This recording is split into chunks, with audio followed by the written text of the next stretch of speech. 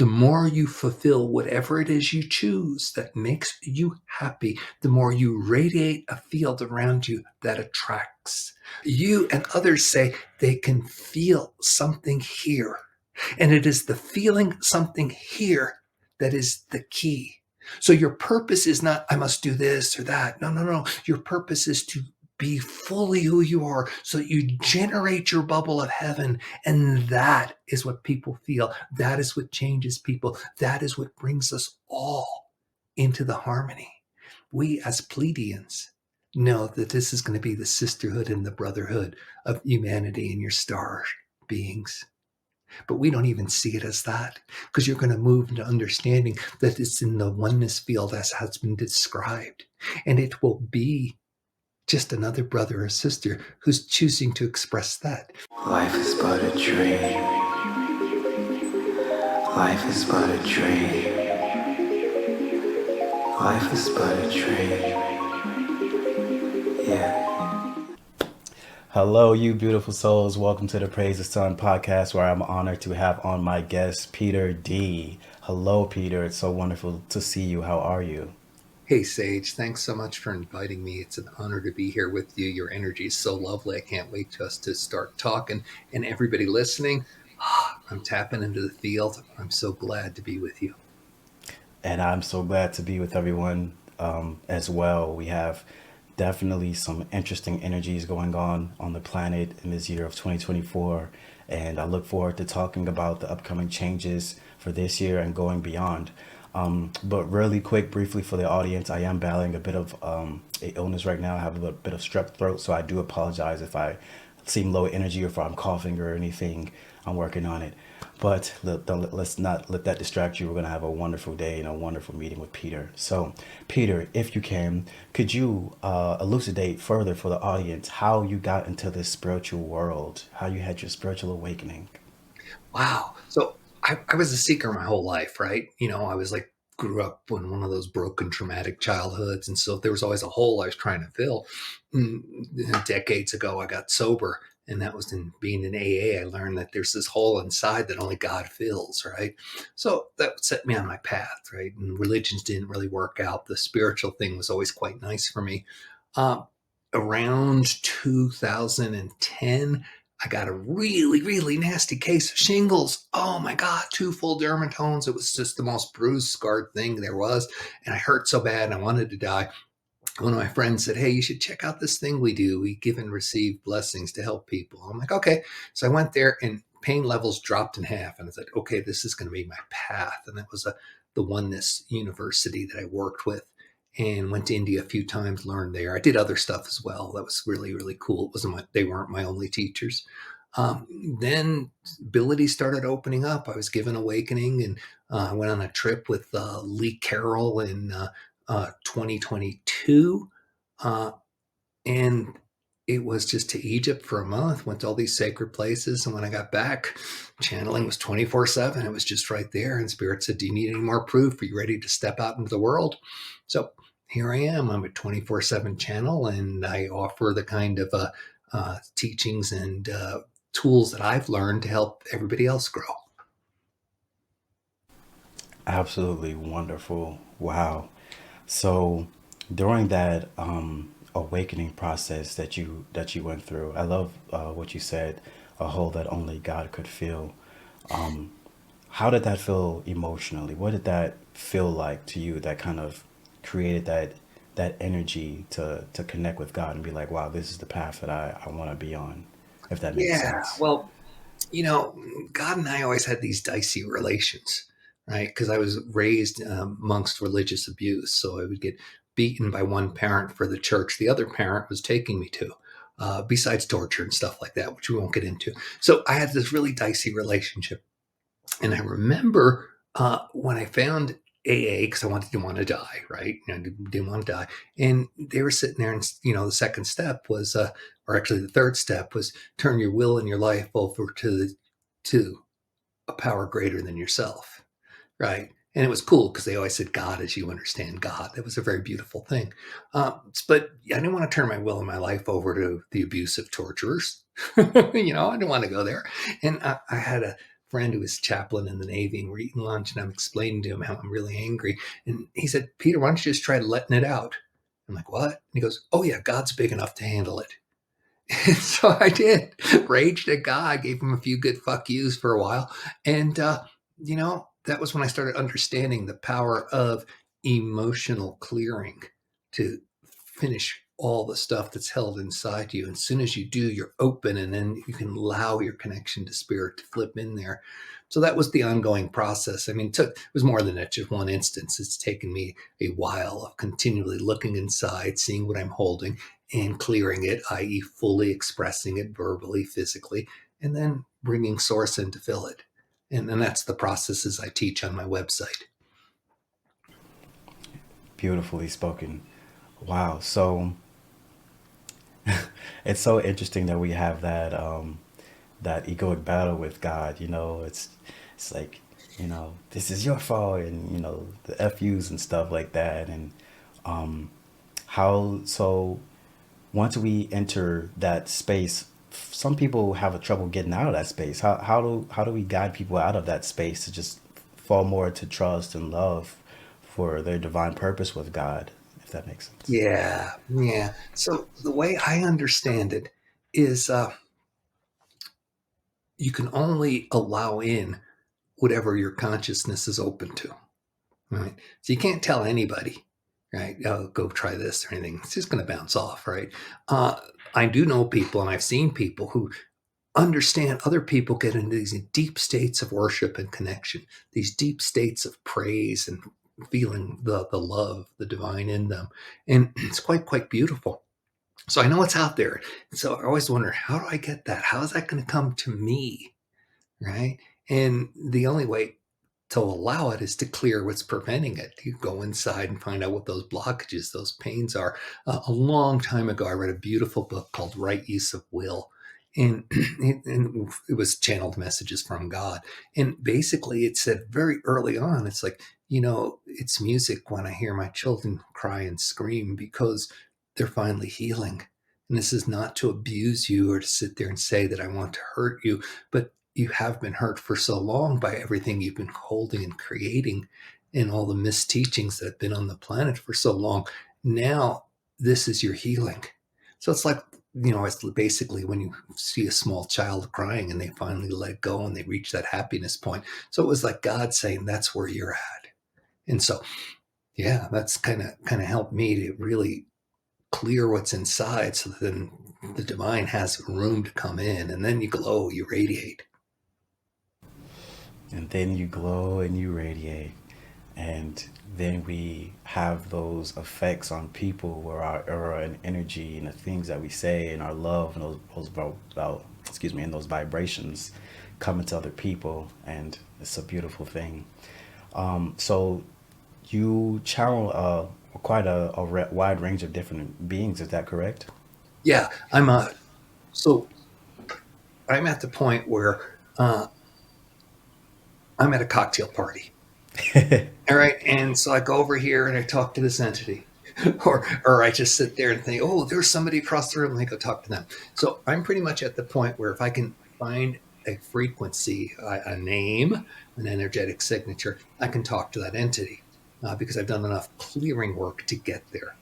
So it's quite fun. So if you check out my YouTube channel, you'll see that there's messages from Archangel Michael. I cut a video this morning from Saint Germain. I talk with Mira from the Pleiades a lot. She's been a fun one. That really helped me. I've been starting to do channels from Sekhmet, the Egyptian goddess, but really not. But she's really cool too. So yeah, it's like, who do you resonate with? Like, you have your friends and they're the ones you feel most comfortable with. So you just know them and talk to them, and then I channel them. How was that connecting with Mira? Mira, yeah, from the Pleiades. Yeah. How did that whole interaction take place? That was super fun because she was the one who started me on this channeling thing in a big way. I've always been an empath, right? Because I could feel what's going on around me. Uh, Remember, I said I went to Oneness University, and one of the classes, I went there 4 times for a month each. This was a lot of serious learning. And one of the classes, we built a temple in our hearts for the divine to live in. So we'd spend like a couple hours a day hearing stories of people who built temples in their hearts and how magnificent it was. And then we'd spend time drawing up and designing our temple. Then we did a ritual to have a temple in our heart. So I thought this was just a cool thing. It's like, I got this temple in my heart. Didn't pay attention to it for almost a decade. So then I'm like wanting to learn how to remote view. So I was taking an online class and it was not getting very successful. Hardly anything was happening. And the instructors basically said, no, well, I had this QHHT session, Quantum Hypnosis Healing Technique session, and it really helped me a lot. So I went and got one. And in the middle of this, I'm all of a sudden in the temple in my heart because I built a room specifically to talk to deities and stuff like that. I'm in there and Mira shows up. And it's just like I'm talking to you, Sage, and we're just chit chatting. And she says, look, I'm from the Pleiades and I'm part of the advanced crew that's helping humanity get ready for meeting your star brothers and sisters. So we're looking for people like you that we can coach up. And I'm like, ooh, me, ooh, me. So I just channeled her for a while. I was a channel for Mira for a while until I realized, no, she's trying to teach me how to channel and to connect to everybody because that's what it is. It's not channeling. You're connecting to everyone. And so it was really cool. So the session is funny. I just derail it. Therapist is trying to say, what's going on? I'm like, shh, I'm having a conversation here. And then when it's done, she's trying to say, where was this place? I'm like, in my heart. What do you mean in your heart? I'm like, well, I built it. What do you mean you built it? I'm like, I don't want to explain it all. So that's how I made the connection with Mira. She's so sweet. She's here right now, and she's just sending so much love and blessings. Oh my God, she's like, everybody watching this, just say hi, just connect into the energy you're feeling right now. Say, hey, Mira, and do your whatever you know how to do to get into the meditative states, and she'll be there if you want and coach you up too. Yes, that is absolutely lovely. What was the subsequent person that came in after the Pleiadian energy? All right, so I got an ego. Yeah. I got significance and I like it. So I was like saying, well, who do I want to channel now that I have this ability and it's a beautiful thing? Who do I want to channel? And there was one guy, I forget his name, but I was reading his messages and he always channeled his higher self, messages from stars like, ooh, that's it. That'll be me. And that's why I felt like it wasn't pushing it off on somebody else. I could take responsibility. It would be me. My higher self would be who's channeling. So I did that for a long time. And then I was doing all these sessions with people, and Archangel Michael kept showing up, right? And because I went to this one thing, the Children of the Light conference a long time ago, and I got a blessing from Archangel Michael, and so I was initiated to give these wholeness blessings, which his energy passes through you. It's kind of cool. But he was at these sessions helping me online with people, and I'm just giving people all these blessings, and he's like, "All right, Peter, we got a pretty good relationship. When are you going to let me talk?" And then that was the first one. And from there, it was like, who do I want to do? Who do I want to channel? And that's who I channel. Okay. And are there different types of energetic feelings when you're channeling maybe the Pleiadians versus Archangel Michael or anyone else? Yes, no. So, yes, clearly distinct frequencies, different flavors. No, because to channel, you have to go into the oneness field. And in the oneness field, you're just connected. And when you're connected, you just get love and it's divine. So, whether it's Mira, it's still God. Okay, because I'm in that field of oneness and it's divine. So, it's very distinct and it's all the same. I know that makes a lot of sense. And could you speak more on the oneness field? Like, what is that about? Yeah, okay. So, a lot of people call it the field or the quantum realm or this or that. I don't know. Call it what you want to call it. I call it the oneness field because I went to oneness university and I would connect to, I was on the path of oneness. And the oneness path is a beautiful path to be on. You just get on it when you decide you're on it. And that's knowing, Sage, that you and I are one. All right. I'm looking at you and you're reflecting me back to me. And it starts with, you become one with spirit, you become one with yourself. That's why I always say go inside, clear what's in there. And then you become one with others, then your community. Then it goes all the way up to you're one with God. So Sage, I look at you and when I get past my ego, well, not my ego, my local mind, my lower local mind, and I can move out of that and look at you, I'm looking in God's eyes. And I'm like, whoa, yeah. And that is the oneness field, knowing that you and I are the same source stuff. Me and this chair I'm sitting in, the camera I'm looking at, are the same source stuff. And that's the oneness field as far as I can describe it right now. Yes, we are the same stuff. I deeply resonate with that. So for people who, because I remember in one of the other interviews you were saying that you're kind of like the person people go to when they're ready to pop, when they're ready to just have that experience, when they're ready to start channeling and getting this information and these downloads and things. For people who are like that, what is the first step for Ah, them? well, the first step is knowing you're like that. You're ready to Yeah. pop. From there, Yes. I can only tell you the path I've been on. Okay. Because there's no right way to get there. There's, as I understand it, see, the divine can only relate to you through you, right? So it has to come in a form that you take and you accept to relate. And because it loves you, it wants to relate, right? So the rule I've been taught is God doesn't care what you call it, God cares that you call it. So you got 8 billion people on the planet, you got 8 billion gods. It's just cut and dried. It has to be that way. Otherwise, it can't relate to you on a deeply personal level. Once you're in the field, you know it's all the same, but till you allow that relationship, it's unique to you. So I cannot sit here and tell you how to find God. You can, but it's going to be your own unique way. Now, I just wrote a book. Having said I can't tell you, I just wrote a book saying how to do it. It's going to come out in a couple of weeks after this interview airs. So if you check it out, my website, which is becomingawesome.one, you'll see the link to it. And the book is called My Ascension Handbook Level 2. Level 1 is awakening. Level 2, God realization. And what I've done is I've outlined all the techniques that help to move me closer to God and explained how to use them so that you could practice what resonates with you. And you can then start to have that identification of knowing that source is here. That is the big thing, the temple of my heart.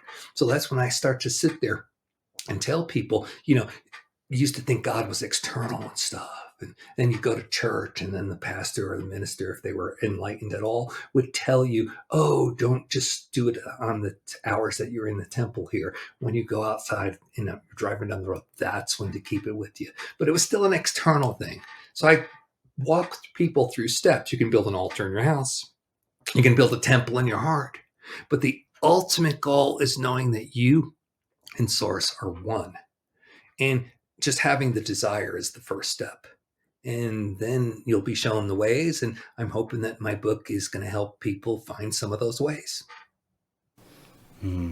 Beautiful. So excuse me, could you briefly talk about, you have a lot of different, like, beings, like, Jesus Christ, and I believe that's Mary on the wall as well. Mm-hmm. Could you briefly talk about your connection to those beings and what they mean to you? Yeah, let's do a tour. No one's asked me. That's kind of cool because I like having all these being surrounded by my gods. Um, Yes. so one of the things I practiced when I was trying to get into oneness with Source, when I was trying to become God realized, uh, and I am to some degree. There's like this 100-step scale. It's a complicated thing. We'll talk about it later if you want to. But I'm starting on my journey, but I'm further along than some people. Okay, and so one of the things I was doing to move there was I would take a picture of a divine and sit there and gaze at it. Okay, and I just go into a meditative state and play some beautiful music and just look into the eyes of my divine. And that would help me connect on an unconscious level. So I did this with different entities and things, and it helped a lot. And now I'm to the point where I don't need pictures anymore. So let's just do a little tour. So over this shoulder here is Amma and Bhagavan. They are avatars.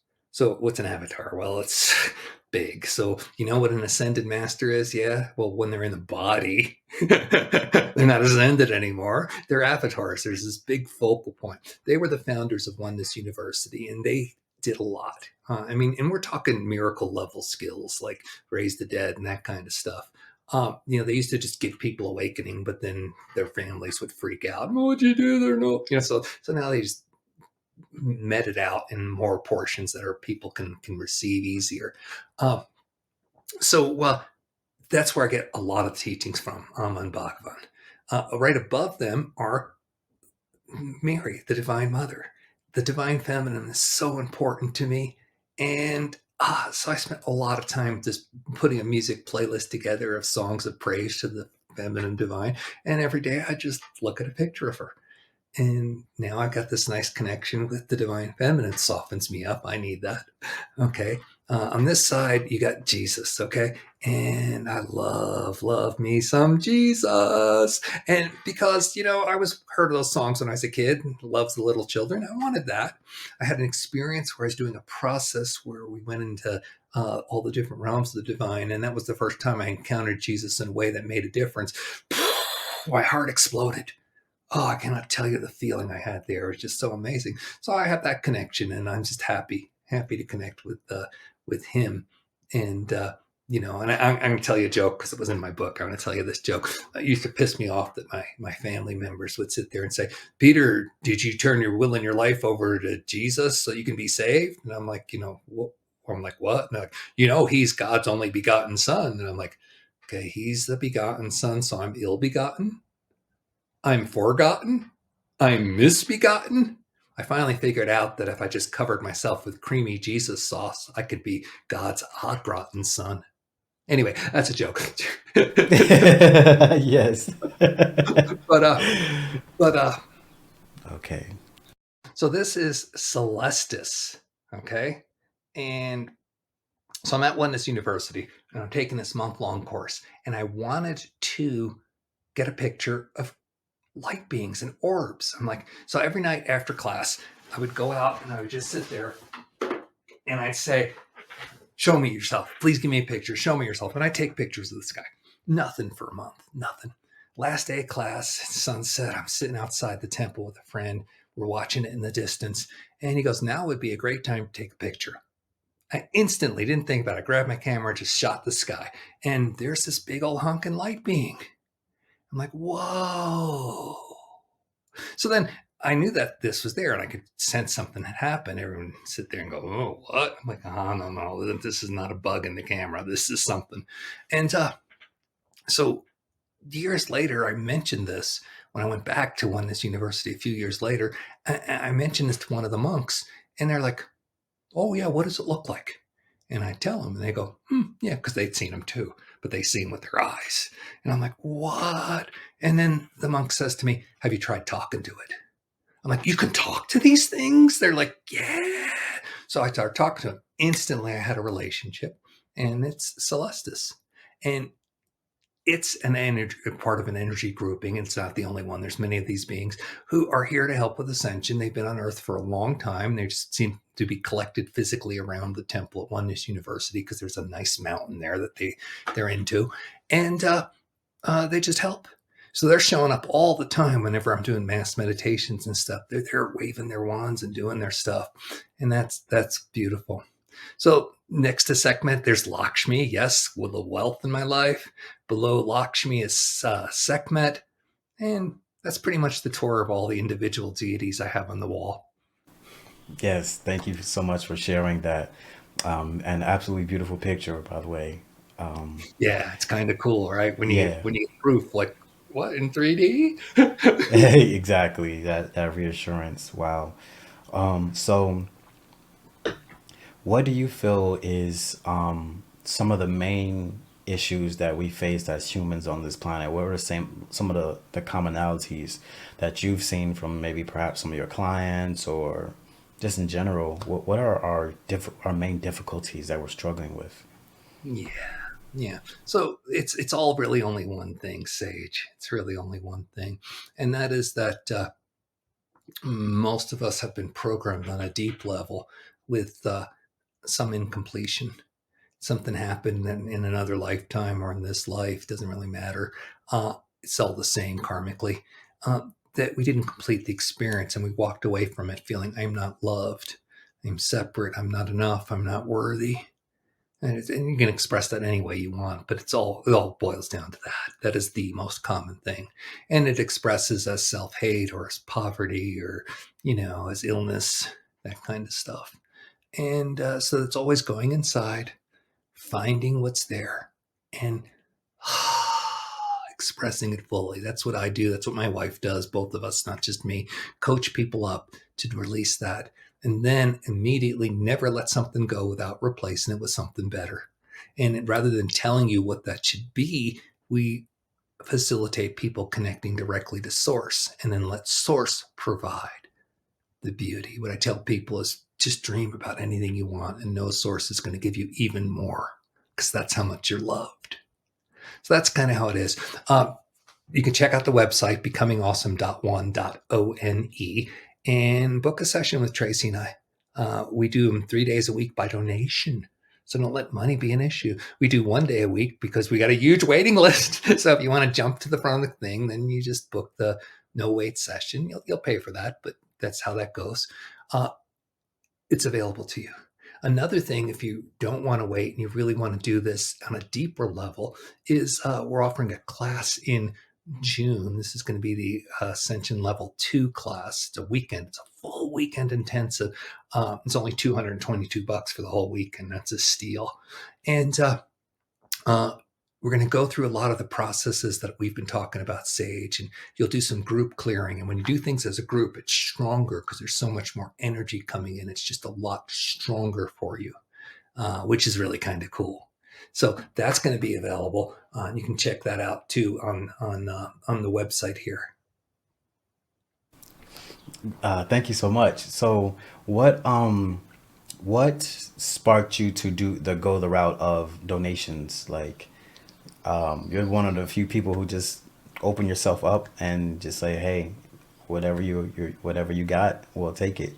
So Yeah, what? yeah. Yeah, Well, well, go ahead. a couple of things were in play. One of them was I heard this story. We were doing the God realization thing, okay, and we were doing the thing about building a temple in your heart.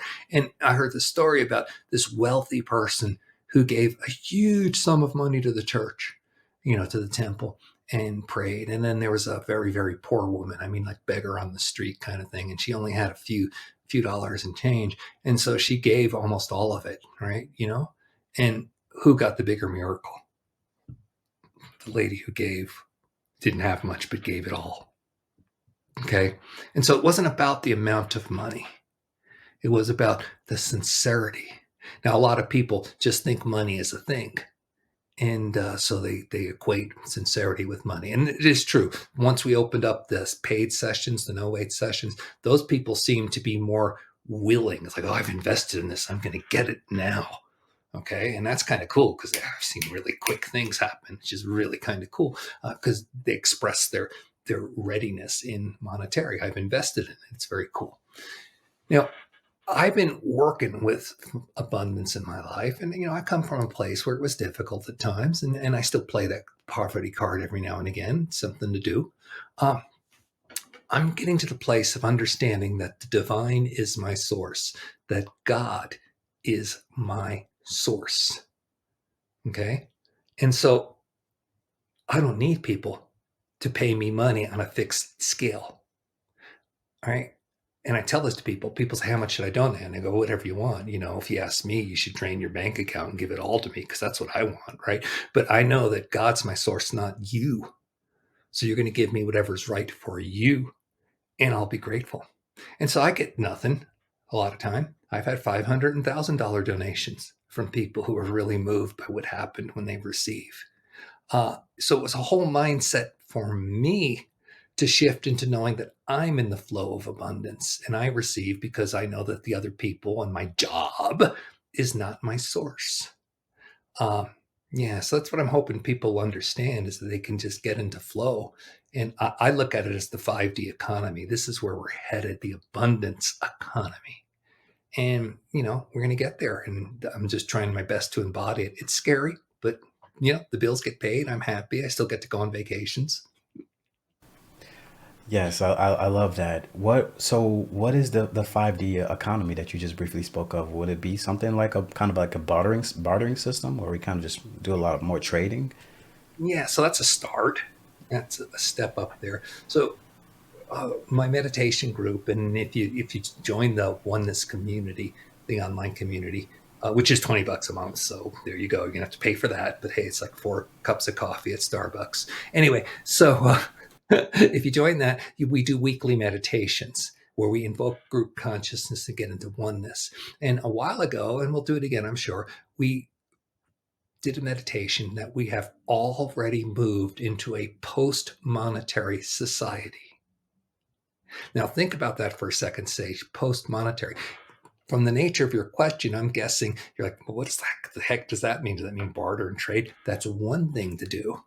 But look at Star Trek, the TV show. They're a post monetary society. How does it work there? People do what they love. They've allowed machines to create and replicate for them. What? Well, we don't have that technology. Well, we kind of do. There have been people walking around on the planet for a while who can manifest, put diamonds in their hand. Sai Baba in our lifetime was doing that. Right? We know the story of the loaves and the fishes. And Christ said, all this and more you too shall do. We kind of have this. So we're going to move into a place where it's not about what's in your bank account anymore. You're going to have a lot, but you just won't use it. It's about what do you create and allow. And especially allow, you know, all the law of attraction stuff, right? That doesn't require any money. That doesn't require any trade. It requires you holding it. Joe Dispenza teaches very similar stuff on a very particular pattern, and it works.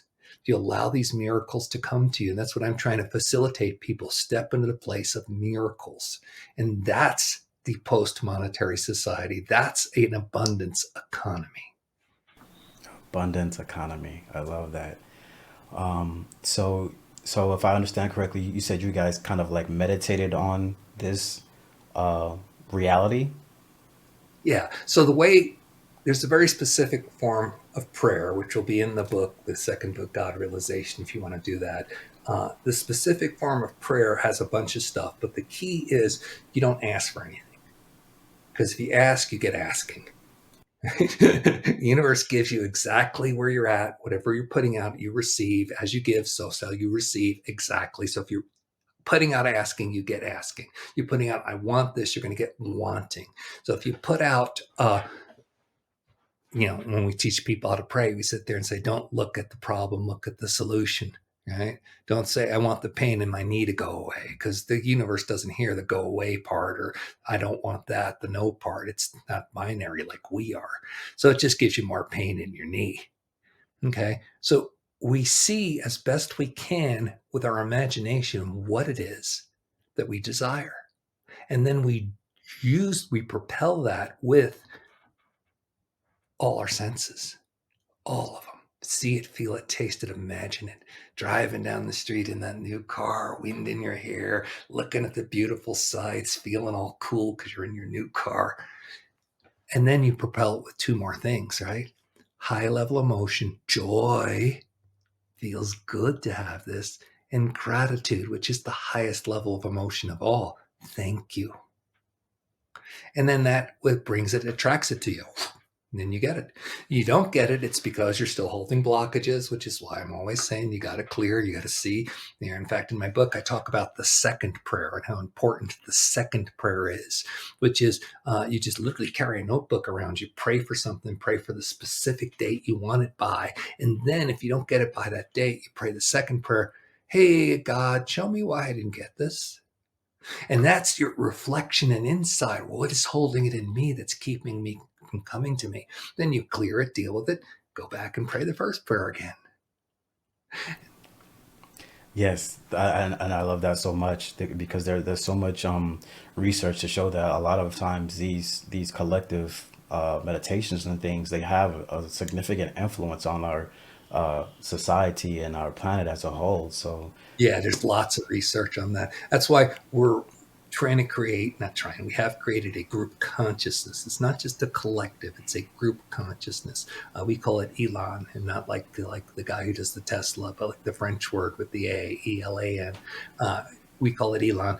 And when we talk to Elan, it tells us, because it's its own consciousness, even though it's us, it's kind of weird. It says, yeah, Peter, this is kind of how it started. A lot of these entities that are out there, like if you channel Abraham, Abraham will tell you it's a group collective. even Bashar, he says he's speaking for his group. A lot of these group collectives, and they're telling you this is how it started. You're on Earth at this place where you're forming a collective, and you're in choosing to form the Elon collective. And yeah, so you put yourself in that field, and then you just bask in it. You just bring the joy to it, and then magnifies it, because prayer is so much stronger when it's done as a group. And when it's done as a group consciousness, it becomes more of a reality. I'm looking forward to the day when not only do people do group meditations and group prayers, but they're in group consciousnesses and then hold world peace, then hold abundance. Yeah, that's when it's going to be really fun. Yes. Wow. That's really something to think about, actually. I've never even thought about it that way, where they're already in group consciousness and then they hold that frequency, they hold those thoughts, emotions inside that space already. Wow. Yeah, You, it's you, kind of cool. And that's the oneness field we were talking about earlier. That's it, except we're really accessing it in a group big way. yeah, you guys are working on something amazing. I love that. So, could you briefly talk about some of the misconceptions people have about channeling? I know there's a lot of people who are kind of look inside this space and say like, "Oh, that's weird" or whatever. But could you talk about some of those misunderstandings that people have about their connection to God and Source and everything?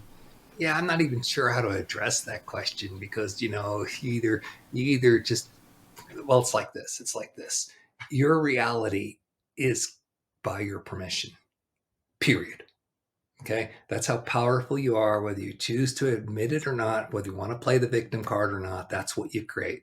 So your consciousness rules the roost, and nothing can come into your consciousness without your permission. Okay, it means you're sovereign. If you understand that, then several things happen. One is you become very expansive. Okay, this is all out there. This is all me. I'm choosing it. And rather than just focus on this sliver of misery that I've been living, let me focus out here on some of these cool things. We just talked about that with prayer and stuff like that. That's how it works. Now, one of the misconceptions, and I just cut a video on that just before we filmed this, was a lot of entities who still are in opposition to other entities. So they're fearful. Oh, we must fight the darkness. We must clear out the evil here. I need to do clearing on this place or that or there.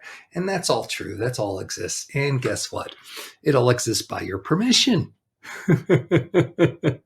So even though they're very spiritual people and have very cool abilities, they'll sit there and use those abilities to be in opposition. So they create opposition. So then there's all this negativity that they have to fight out, and then they get the pride of being a spiritual warrior or something, you know.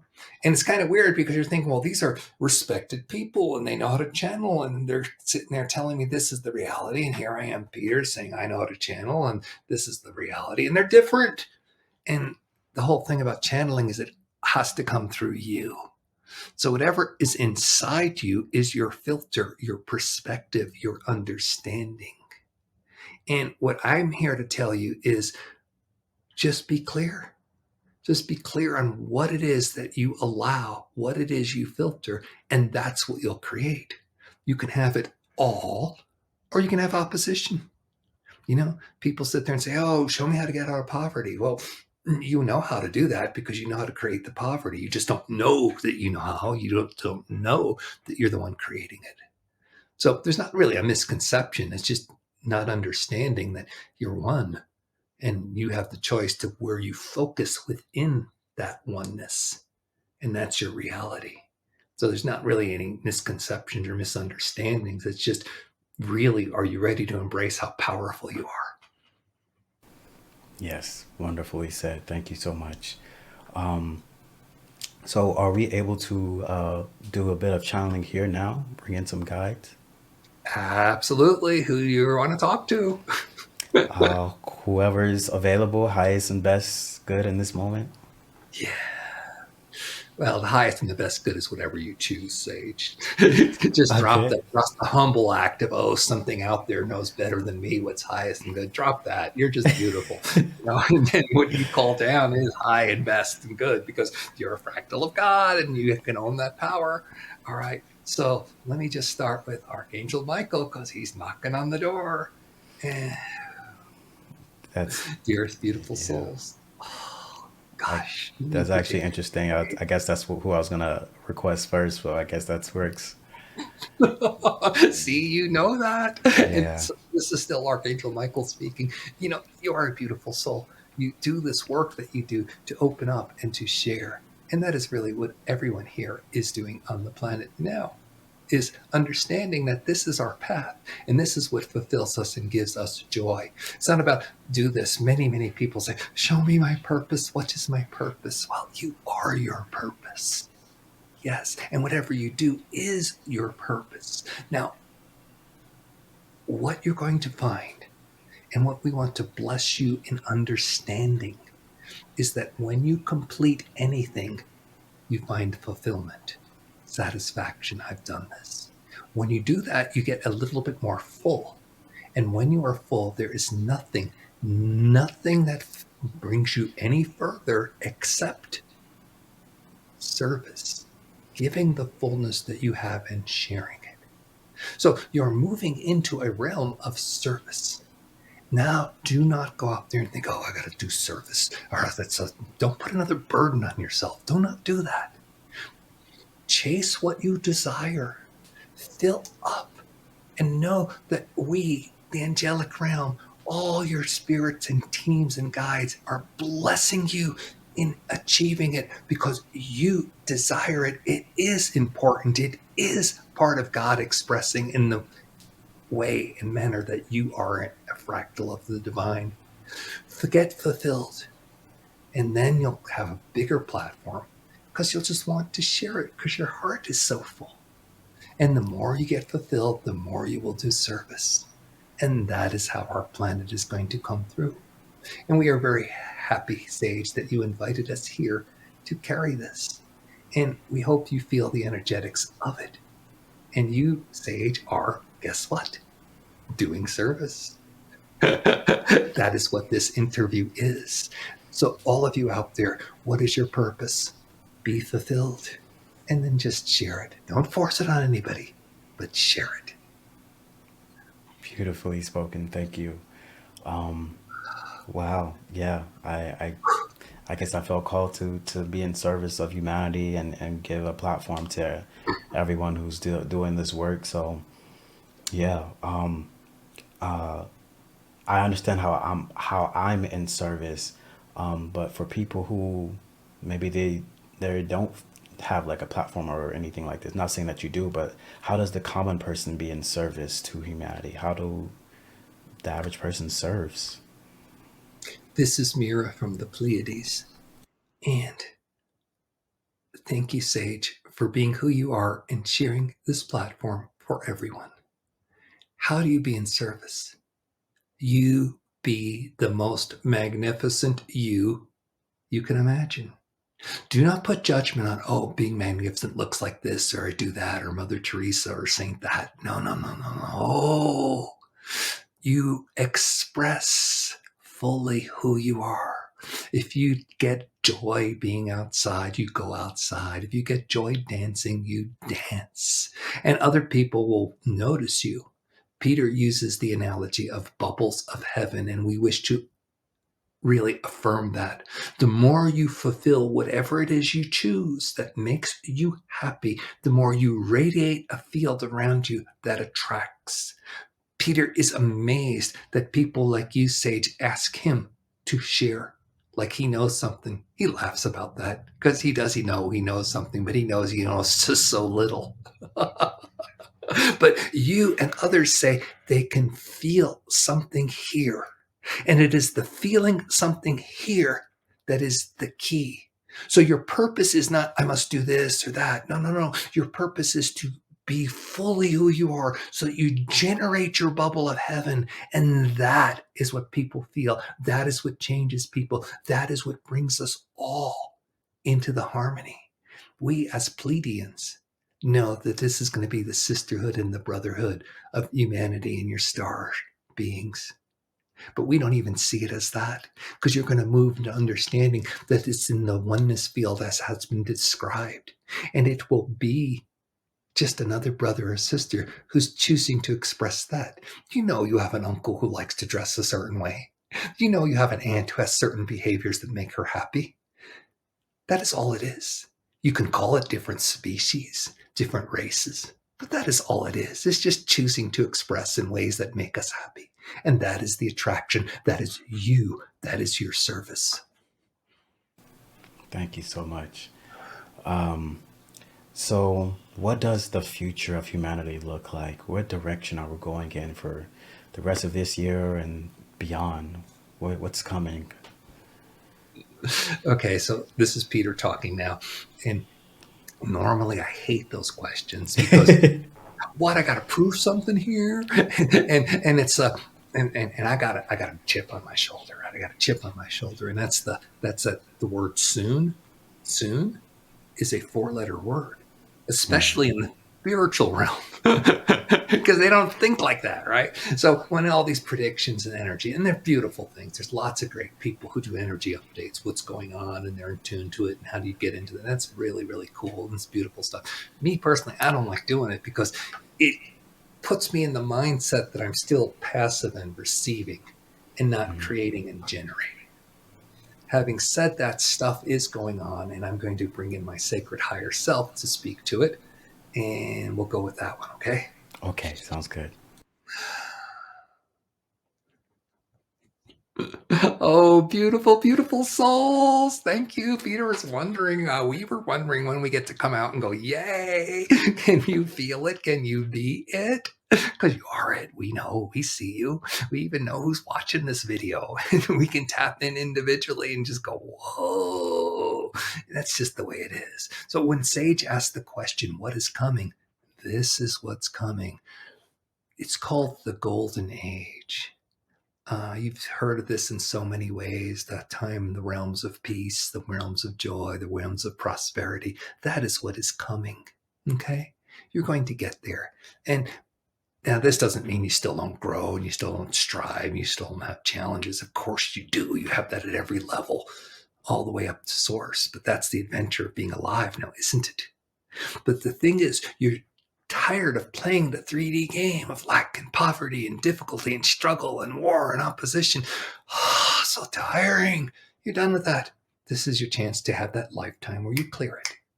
So now, what is happening this year? And Peter's physical body just tensed up when we got to this because, as he said earlier, he doesn't enjoy this stuff, but we're telling him, relax. So, what is coming this year? In the United States, you have your big election. And this is going to propel people into more of the back and forth, this and that, blame stuff.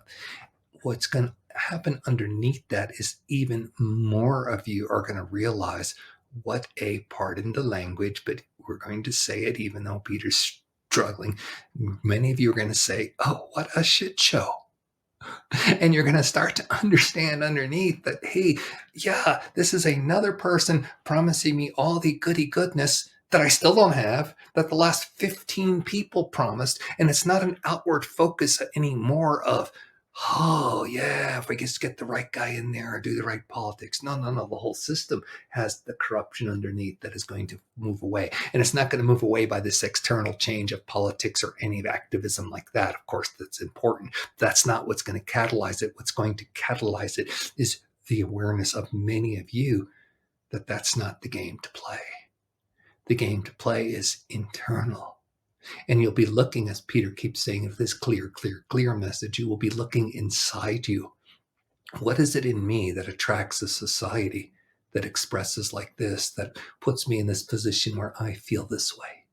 And the more you own that, the more you will clear. So this is going to be a very big year for many people who are either going to be just repulsed by the whole thing and no longer just turn their attention to distraction. You know how it is in your media society, sports, movies, whatever, to keep you distracted because you won't be playing the politics game anymore. Many of you are going to be fed up with all of it, and you'll start to look within. This is going to be a big leap. Percentage wise, we see another not quite that much, about 13% of the population as a result of the election, understanding that it's the inside path. And when we say understanding, we mean most of that 13% will start to take huge leaps and strides. And this is a new 13%, not a total. Many of you much higher already have this. So this is a very big year as far as the shift taking place, in that a whole new group of people who had been opposed and trying to outwardly change things are going to go reflect within. Thank you so much. Wow. Yeah, I feel like it's going to be an interesting year as well. Wow. So I guess these are my last few questions to the channels. Could you explain what is consciousness? What is, yeah, I guess there's no other way to say that, but what is consciousness? Okay, so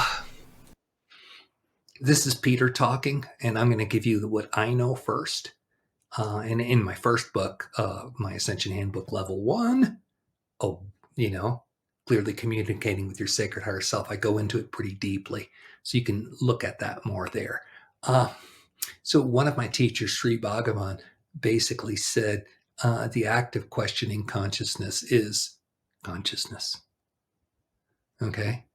So creation, as I understand it, still Peter talking, is consciousness, existence, bliss, period.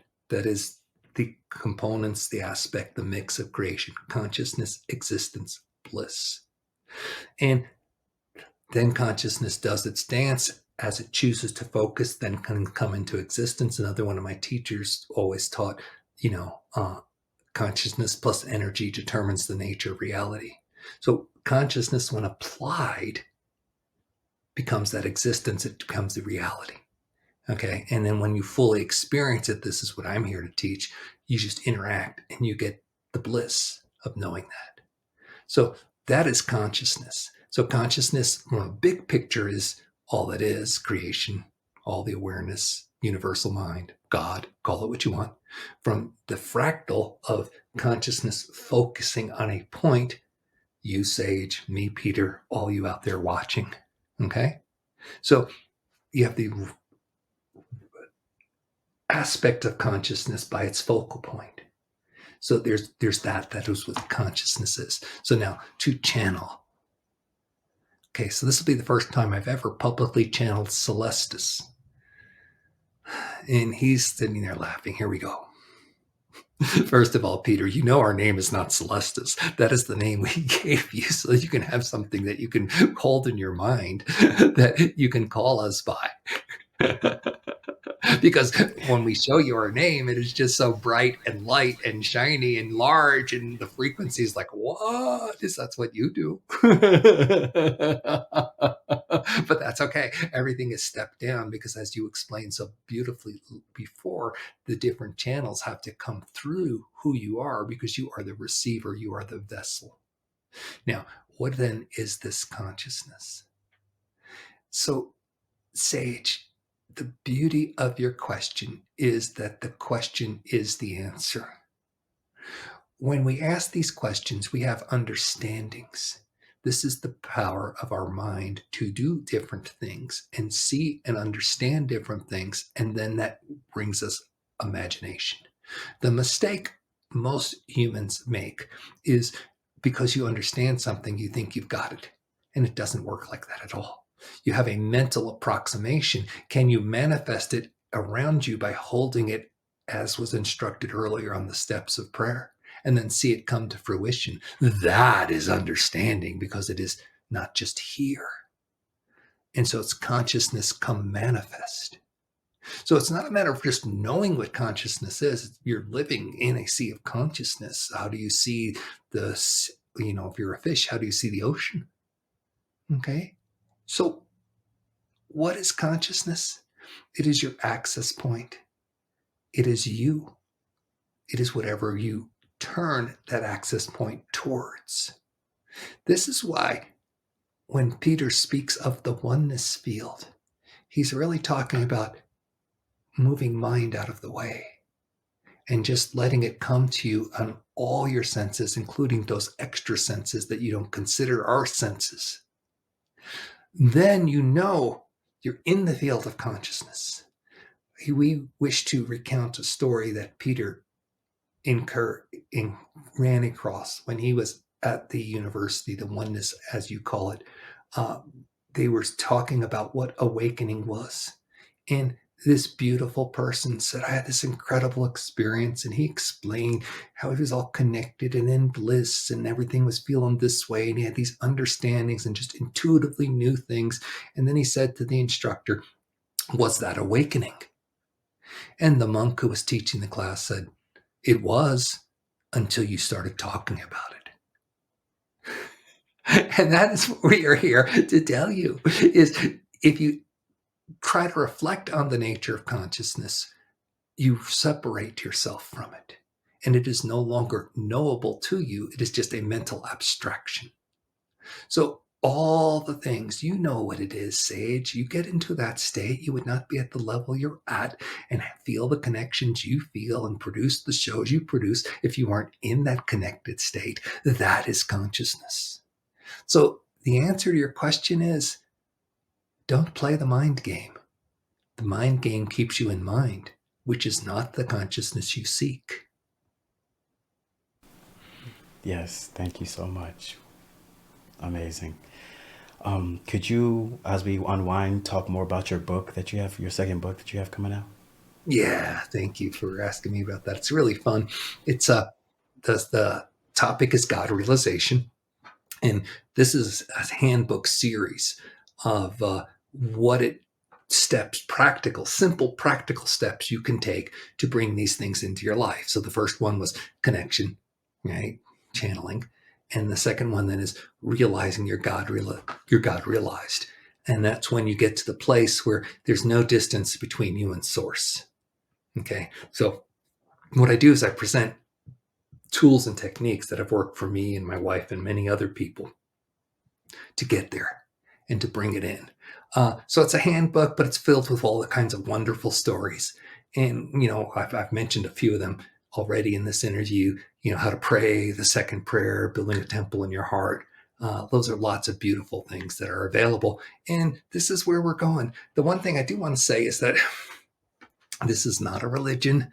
I'm not here to tell you follow this or worship that. Oh, no, no, no. That's up to you. And for those of you who come from religious backgrounds, you're going to have the extra challenge of can you let go of what you were taught to let in something bigger? Now, if you're already in that place where you and God are one, beautiful. And I know many people who are quite religious who have that. They've manifested that.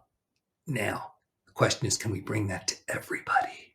And this is a book that shows you how to do it whether or not you're religious. Some people who are very religious will sit there and hold, now I remember asking this beautiful niece of mine, wonderful person, manifests such incredible things in her life. And I'm like, how is it that you support a political candidate that's all for this war?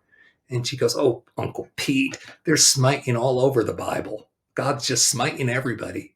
And I'm like, okay, so that's it. So, her oneness is beautiful and it gets her in a great place, but it also involves some smiting and killing. And so there's all these contradictions that just make my head explode. So I'm not here to challenge any religion. I'm just here to say, can you find the way that works for you and everybody? And that's going to mean, I know a lot of people who've developed channeling skills and then were kicked out of their church. Ministers get divorces because it's like, oh, you're not following the word of the Lord anymore. Because, for the most part, a lot of these spiritual books, religious books that we take as sacred, the Bible, the Vedas, the Torah, all those beautiful things, they were written a long time ago in different energies by people who are dead. And they all include prophets who give the word of the divine. But if anybody shows up now and says, hey, I'm connected to divine, here's the words that are coming through me. Nope, you're not dead yet, and you're not in the book. And so, we're coming to the point where it's no longer just a select class of people who are going to be God realized. It's all of us. And we're no longer going to have barriers between us and the divine. You have to go to church. You have to pray in this way. Only the priest or the rabbi or whomever can connect you. And if you do the correct ties and the correct rules, then you'll get that connection. Otherwise, sin. Okay, and you get cast out. That's all going to fade away. So, if you're starting to find that what's working for you isn't working, then this is an avenue I hope you explore, because that's where I think the planet's going. I think that's the direction we're going as well. These are my last two questions. What does love mean to you? Aww, I love your question, because it's nothing, doesn't mean a thing, not a thing, because it's not a meaning. It's a feeling. What does love feel to me? And it's like, oh, okay. And again, in my mind, not mind, right? See, I just did it. See, I just chastised you for doing it, Sage, and then I did it. Okay. In my mind, it's a matter of getting out of the mind. I talk about this extensively in the first book. You are not your mind. Mind is a just like you, it has going through its levels of consciousness, universal mind, very high, connected, auspicious, creative, localized mind, lower, disconnected. It hurts. It's negative and repetitive, right? You know how your mind goes, just tells you you're full of crap. You did something wrong over and over and over, right? So the game is getting out of mind, right? And to understand how to get out of mind, you have to understand you are not mind. Mind is external. Mind is not yours. You're in a thought sphere. Thoughts come through you because you walk into their energetic frequencies. It is not you. There is thinking, but no thinker. But yeah, that's kind of how it works when you get to this level. And when you get there, then it's beautiful. So it's not a matter of how do I know mind or how do I know love, right? Because you can write poetry. I like Rumi. Rumi's great, wonderful. But they're just words on a page. Now, some people say, oh, they're such inspiring words and stuff. Great, you get inspiration out of it. Beautiful. But I would rather just open up that heart space, and then you're in love, and then that's the frequency of connection. That's just the oneness field. You can't help but feel it. Joy, connection, elation. That's what fills up the love field for me when I'm in it. And again, you get there by allowing, and you allow by peeling back all those blockages and layers that have been keeping you from it, because that is your natural state, to be loved, to be a lover. To be loved, to be a lover. Beautiful. Yes. And the last question is, what does the sun represent to you? It's Praise What Sun does the podcast. sun represent to me? So the first thing that pops into this beautiful mind of mine is that old Star Trek show where this is the original way back when, where they're on a whole planet and they're sun worshippers. And then finally at the end, Uhura says, I think they're talking about the Son of God, not the sun. So it's just a beautiful conundrum. And that's what I'd like to present to you, Sage, right now, is the sun is a focal point in so many ways of all that is magnificent. In 3D physical reality, it's what feeds us, gives us light, right? Fuels the planet energetically, right? But as you move into higher densities, you know that it's conscious because everything is conscious, okay? So that means it's an entity, so you can talk to it. I haven't yet, but now I'm going to be doing that after this show for sure, right? It's also a portal. It's just smiled at me. It's like, come on, Peter, let's go talk soon. All right. So it's also a portal because of the higher dimensional dynamics of it, that it becomes kind of like a stargate that can connect to all other beautiful places throughout the galaxy and the universe. So a lot of it, in fact, when I do prayers with people, when I do processes with people, I say, imagine a column of golden light coming down from the central sun. And that's my physical 3D explanation of God, all that is. I call it the central sun. So that might give you an idea of what it means to me. Yes, it absolutely does. Thank you so much. And yeah, this has been an absolutely wonderful conversation. I appreciate your time so much, Peter. Where can people find out more about your work and reach out to you? Right. Well, check out my YouTube channel. And there's always the latest on there. Becomingawesome.one is the website. Becomingawesome.one, not .com or .net. And it's spelled out, not the number one. And the biggest thing there is book a session with Tracy and I if you want some help. Join the community at the free level. Tons of resources. That's my way of giving, because it just makes me feel good to know it's available for you. And you want some help as far as the community, and not doing it alone, then sign up for that and start interacting. We offer classes every month. We do community discussions from time to time. We do Q&As. But the big thing is the weekly meditation where we get into group consciousness. And that is just, it's hard to explain like this. Why is this different than a regular meditation? You're in this whole state that's way more expansive because it's a group consciousness state. Uh, so that's all available for you. So hopefully you'll find those things. If you want to, please take the class coming up in June.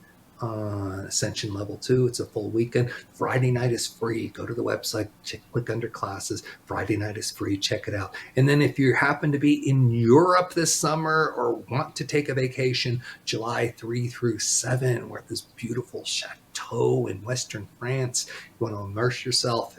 It'd be beautiful. And the person who owns the chateau is kind of awakened and sharing her gifts. And so she's not charging a lot. We're able to do this 5 days, 4 nights, staying at a magnificent place, meals included, all kinds of spiritual processes and practices, 1,111 euros for all of that. Amazing. I'd like to again thank you so much for your time, Peter. I'll put all of Peter's contact information in the description box below. And yeah, you all have a beautiful week. Love y'all so much. And thank you, Peter, for your time. Praise the sun. Bless you, Sage, and all of you listening. Go look in the mirror and give God a kiss, okay? Absolutely. Bye, everyone.